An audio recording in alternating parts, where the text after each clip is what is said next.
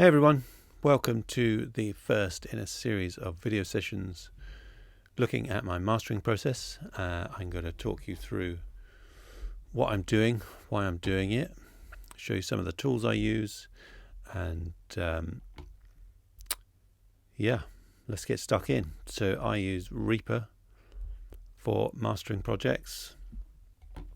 It's really flexible and customizable, and what I've got set up here is basic setup. So I've got my pre-master here, which is a track by an artist called Mindbreak. The track's called Liquid Cavern, and I picked this one out of, I had about 90 submissions in the end, and this one stuck out to me because it was pretty close to being a great mix. It had a few little things that the mastering could just take care of and then get it up to as good as it can be.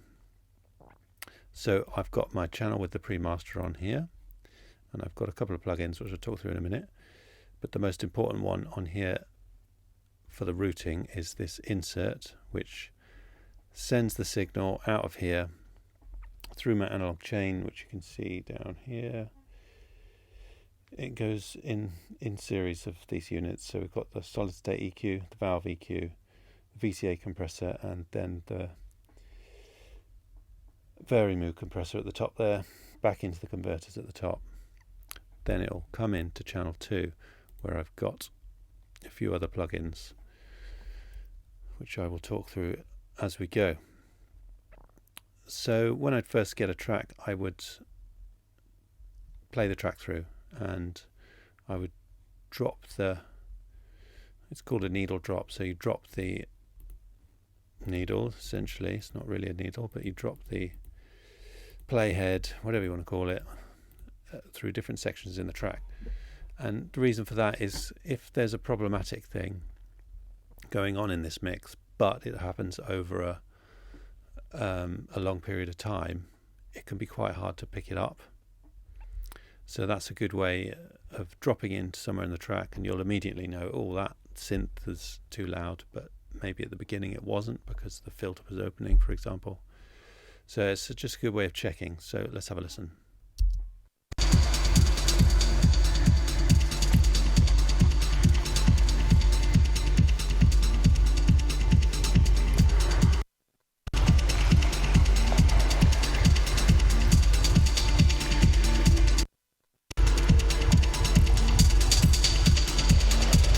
So a good thing to do before sending your pre-master is to drop it into your workstation, and have a view like this, and look out for any spiky bits or bits that are sticking out of the mix, and then check them, because in this one you can hear these hi-hats have a delay build up, and that is what's causing this little spike in volume here. Now, it's not necessarily a bad thing just by the visual, but it's worth checking it visually.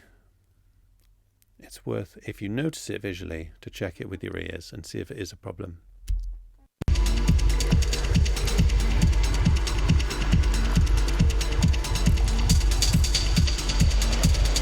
Which I would say it is. You can see it again coming here after this break.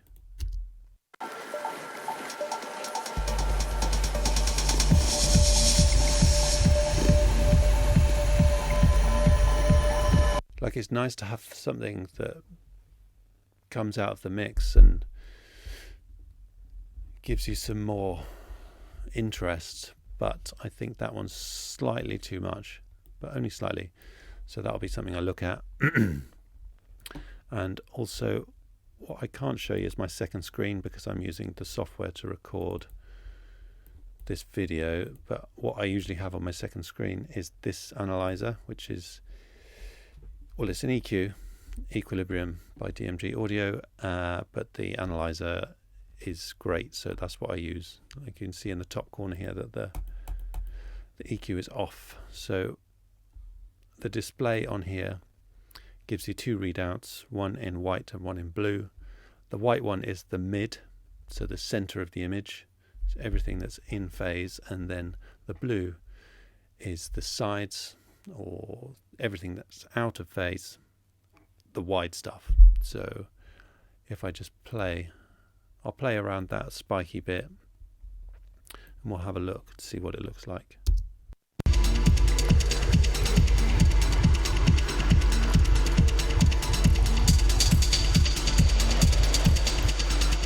So you can see we're getting some resonances up here, which are quite loud. And the other thing I'm noticing is the blue of the signal, which is the sides, so the out of phase stuff, is overtaking the white in the mid-range and the high frequencies. So that means when I press my mono button, hang on, just working out how I'm going to do that, because there's a few different ways and I don't want the audio to miss that. So if I press my controller here,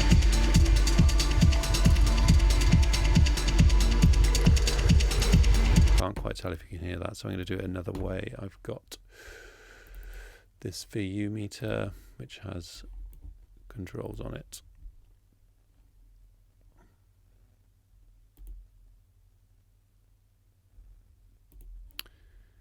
That's not working either. Maybe I've got the wrong one set up. I can use this. Another great plugin, MSED.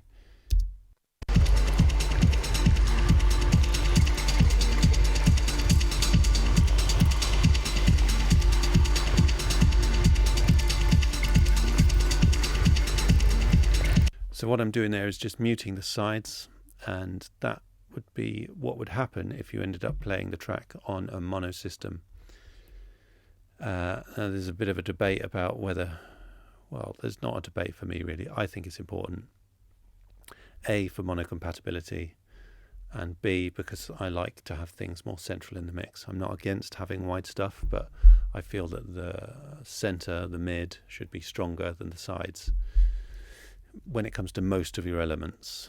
Some elements, yeah, they can float around and bounce on the outside, on the sides, and if they're lost in when it's played on a mono system, I'm not going to lose too much sleep. But if it's a track like this, which is losing quite a bit, I would probably address that. Probably send it back for a remix, a new mix down, but we'll see what we can do in the mastering.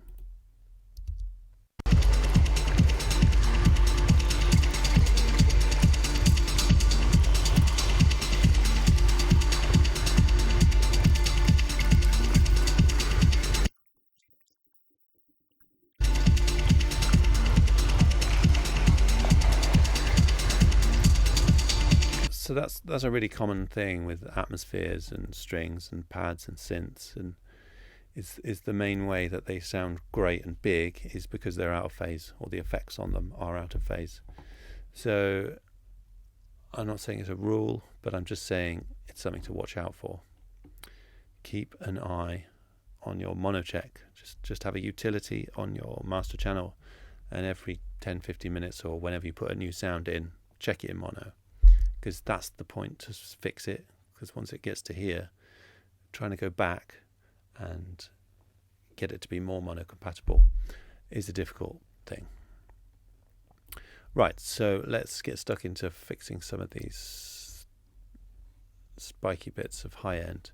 So I use multiplicity, which is a multiband dynamics processor, and I've got two bands set up here. They're just bypassed at the moment. This one is to capture those swells.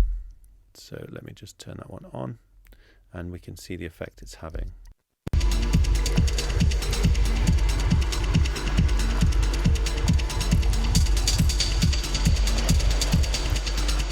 Maybe it's for this one in the break. Hang on.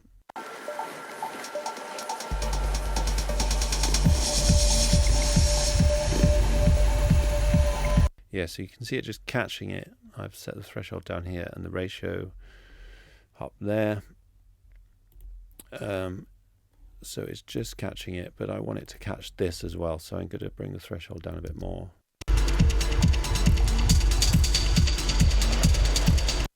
The really resonant one is this one here at 4.6K. And I've got a different band on there, which is an EE.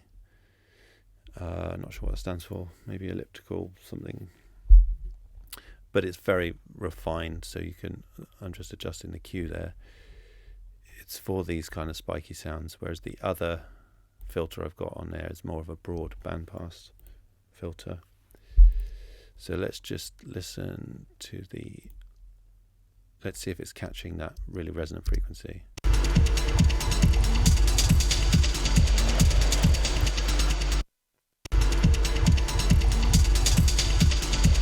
Yeah, that's working. So you can just listen to the difference as well.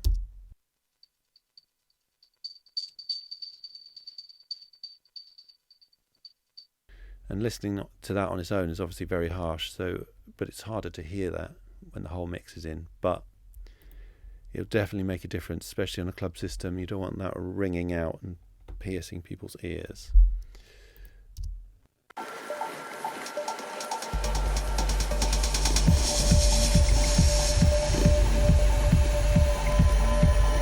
Probably taking a bit too much out of that break. So what I'd probably do is automate the threshold. So this one here,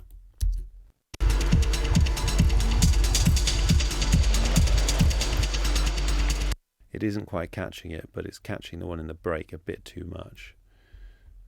So that's fairly easy to do if I'm on the right channel. So we can just set it to touch. It's just like automation and anything else. I'll just set it off. I've got my automation there.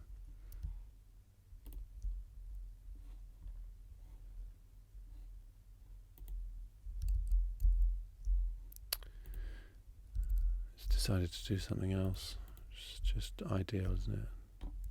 Just ideal.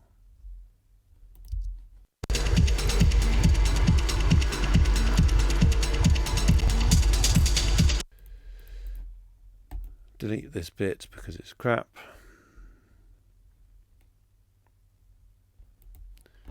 Remove envelope.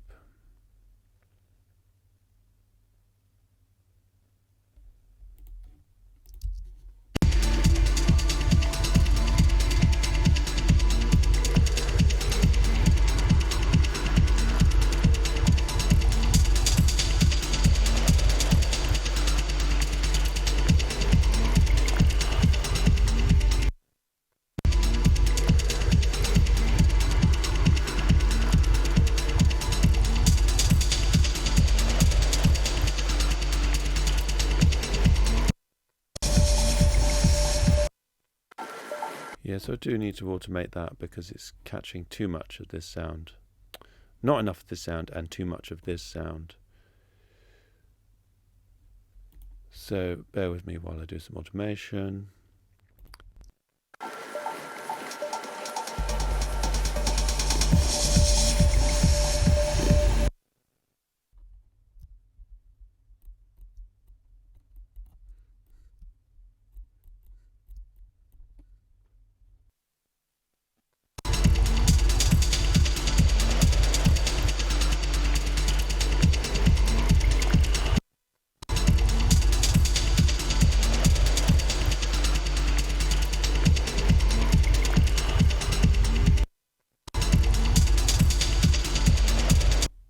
Okay, so that's automation done. I didn't want you to have to sit through that while I fiddled around. So that's done. I've just set the threshold. I don't know why it's showing me this second line here, but you can see the green here is where I've just pushed the threshold up slightly for this bit in the break, and then I've set it back to what it was to catch the other bits throughout the track. So that's the majority of the corrective work done, I would say. So I'm just going to run the track through, just play it, then I'm going to have a little fiddle with the compressors and see and just drive a bit through the vari-mu at the end, and then we'll go from there.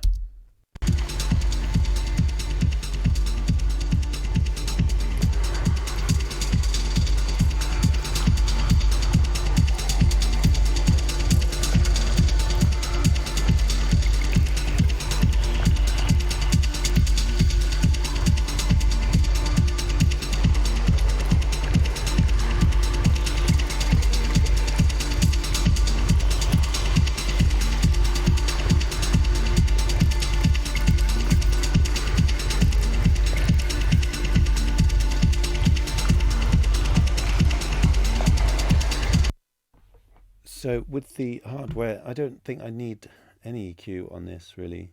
The compressor, the VCA is just catching a few spikes, and then the Vari-Mu is just giving some overall tone. So I'm only doing about 2 dB of compression on this one, and 1 dB of compression on this one. And I think it's sounding nice and cohesive.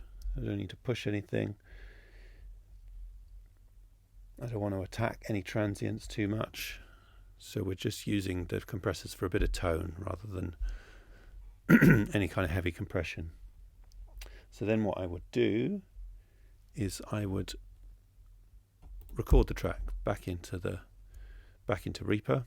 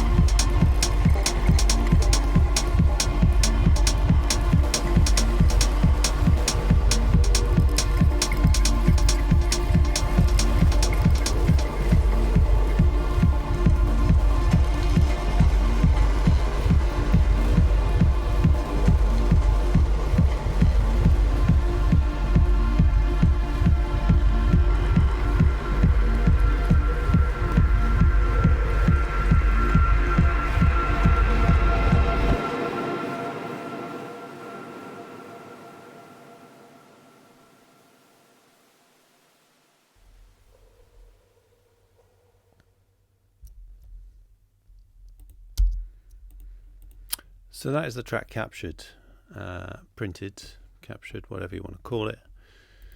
So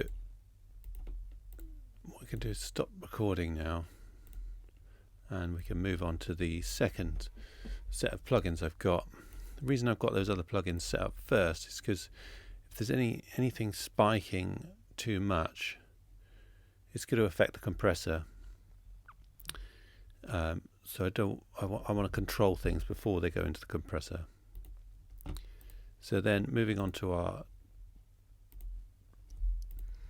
our printed mix, just going to have a listen to that again.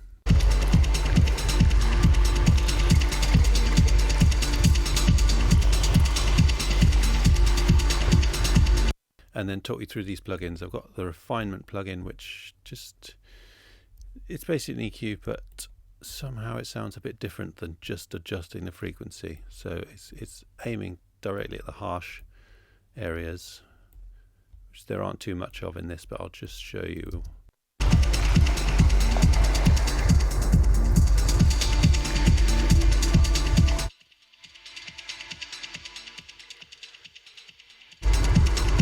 So it just targets that sort of 3.5, 4K area and just does it very nicely. It's one of those plugins that only does one job really, but does it very well. And then I've got Spectre, which is a multi-band harmonics generator where you can target the different frequencies. You can choose the different kind of saturation you want. And yeah, that's quite a nice clean way of adding something if the EQ isn't working. Then I've got the inflator, which just pushes up the overall level really by bringing up the quieter parts in the mix. Some tracks don't really need it if they're super saturated or overdriven, if that's the aesthetic of the track. But if I'm just trying to bring it up a bit, I would probably use about 50% on inflator on the split, on the band split. You can play with the curve and everything, but I'm quite happy with it in the middle.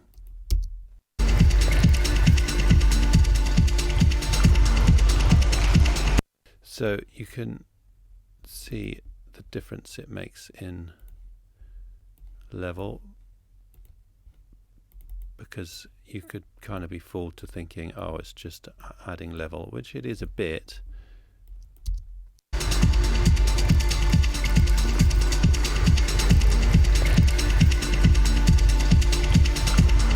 Probably pushing it up about a dB, and it just thickens it up a bit. Then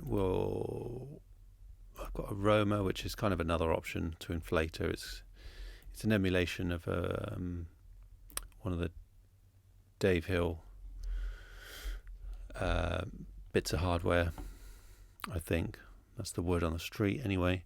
I don't think it really needs it on this track. Then I've got my EQ for any final tone shaping. Then we've got the clipper, which I'll just use to take off any bits spiking over the top.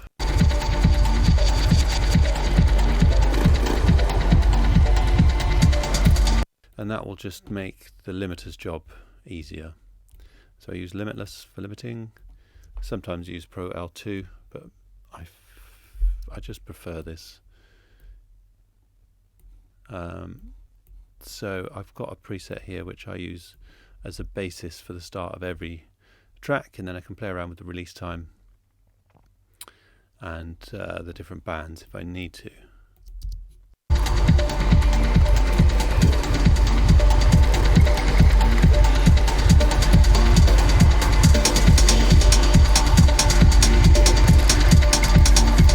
So when it starts to get up to this level, then you can notice things that might be sticking out a bit too much again. And I would say it's that hi-hat is just a bit too spiky.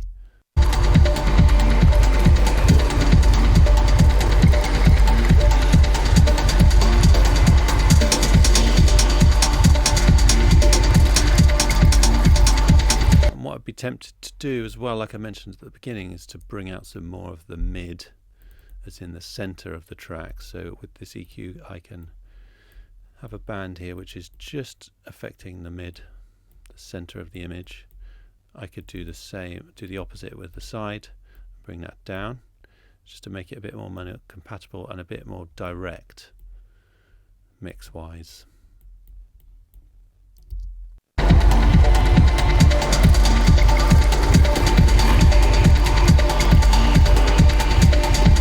So if I put it in mono, which you guys should be able to hear, I'll just do it on MSED, just in case my monitor controller isn't working for that.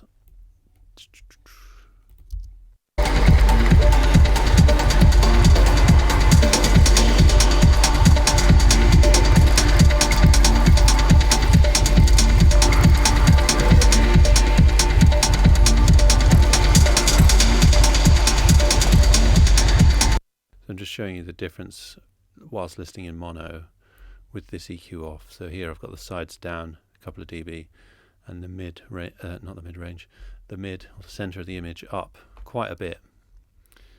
So just notice when that goes on and off.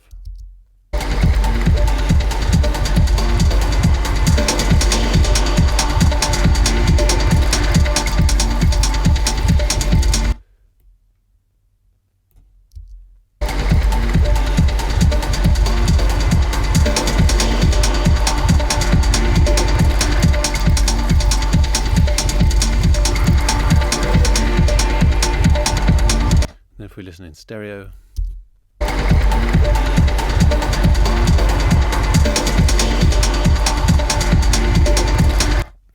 what I can do is take the processing off the original pre-master, push that level up on the fader, and then we've got a fairly evenly balanced test by going between the two.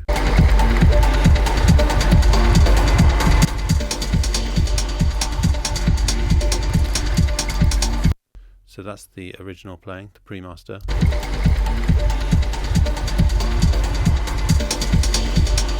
And then the master.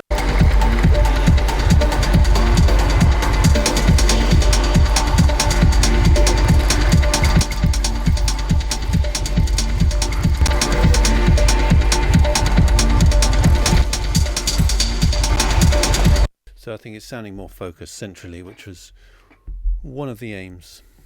And those spiky bits in the high end are now controlled, and the whole sound's a bit thicker and a bit warmer. So I'm fairly happy with that. And then what I do is listen all the way through, although I already did that when I printed it, but got to quality control it. So I'd listen all the way through and see if anything else sticks out. So I will do that and then I'll come back. Bye.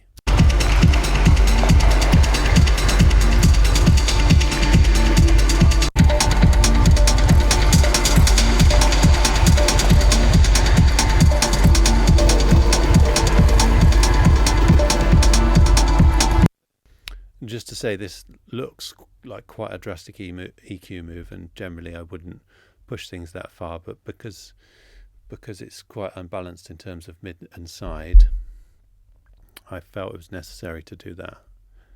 And I mean, the client might come back and say, oh, it sounds too narrow. I would say, fine, I explain why I did what I did, and then maybe we meet in the middle, or maybe they just want it to be as wide as possible. You know, I can only go on my instinct for the master, and then following that, we can have a conversation about it if you want changes.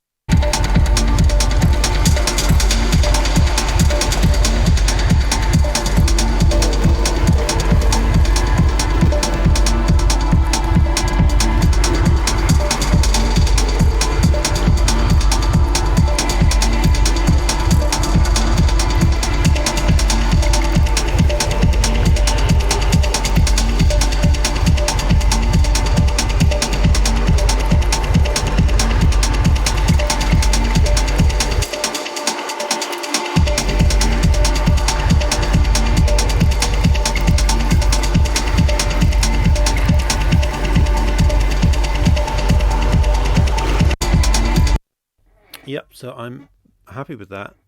then I would export that track and send it off to the client and await their feedback. Yeah, I hope you enjoyed watching the process, and I'll be back in the next video with a new track to master.